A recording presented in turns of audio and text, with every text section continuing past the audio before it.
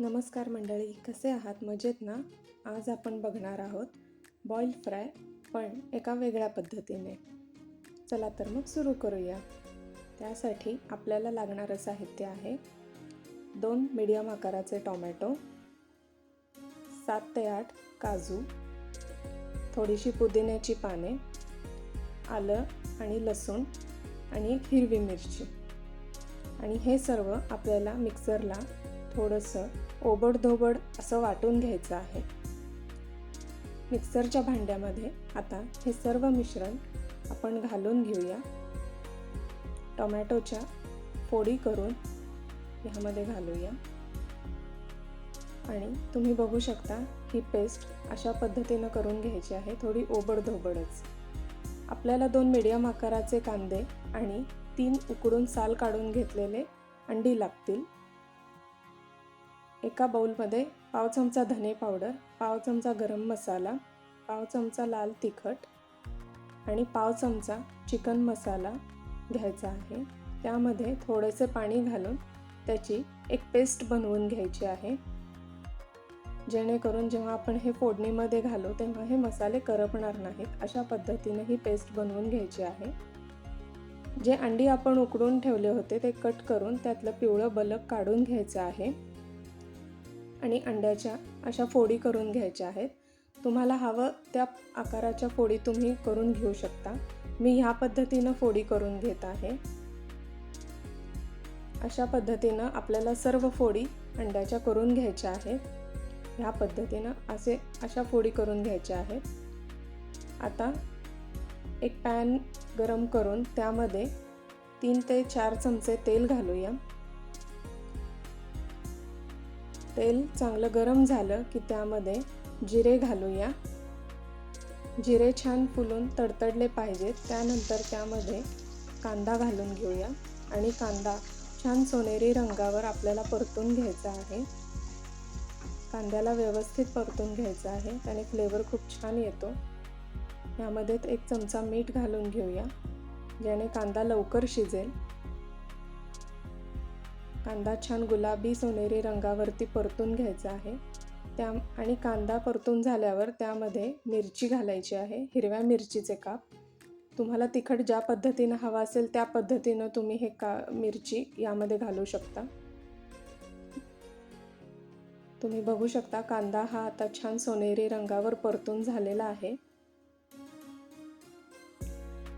आता ह्यामध्ये आपण जी पेस्ट करून घेतली होती ती पेस्ट आपण ह्यामध्ये घालणार आहोत.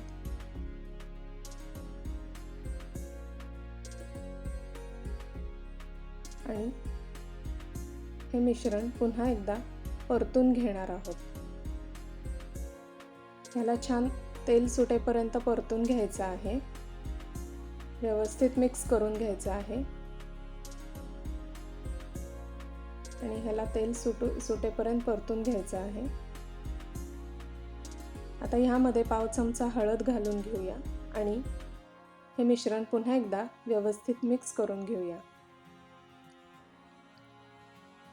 आता ह्यामध्ये जे आपण मसाल्याची पेस्ट बनवून घेतली होती ती पेस्ट ह्यामध्ये घालून घेऊया आणि हे मिश्रण पुन्हा एकदा व्यवस्थित मिक्स करून घेऊया. आता ह्याला छान तेल सुटेपर्यंत परतून घ्यायचं आहे. आता थोडंसं पाणी ह्यामध्ये आपण घालून घेऊया,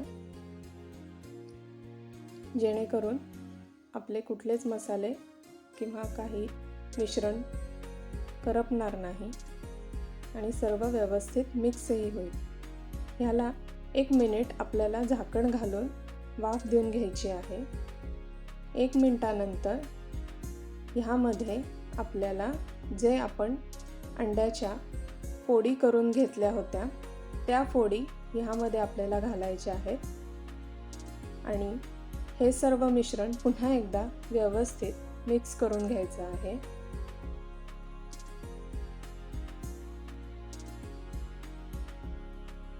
आता आपण जे पिवळं बलक बाजूला ठेवलं होतं ते कुस्करून ह्यामध्ये घालून घ्यायचं आहे.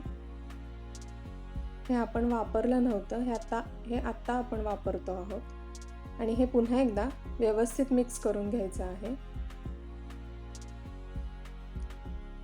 व्यवस्थित मिक्स करून झाल्यावर ह्याला पुन्हा एकदा आपल्याला 1 मिनिट वाफ देऊन घ्यायची आहे। 1 मिनिटानंतर ह्यामध्ये चवीनुसार मीठ आपल्याला घालून घ्यायचं आहे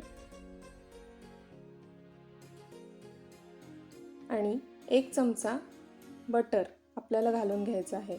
बटर घातल्याने ह्या भाजीला खूप सुंदर चव येते, त्यामुळे आपल्याला हे बटर ह्यामध्ये घालून घ्यायचे आहे। आता पुन्हा एकदा आपण ही भाजी वाफवून घेऊया। तुम्ही बघू शकता याला आता छान तेलाचा तवंग सुटलेला आहे आणि दिसायलाही ही भाजी खूप सुंदर दिसत आहे आणि ही भाजी झालेली आहे। आपण आता सर्व करूया।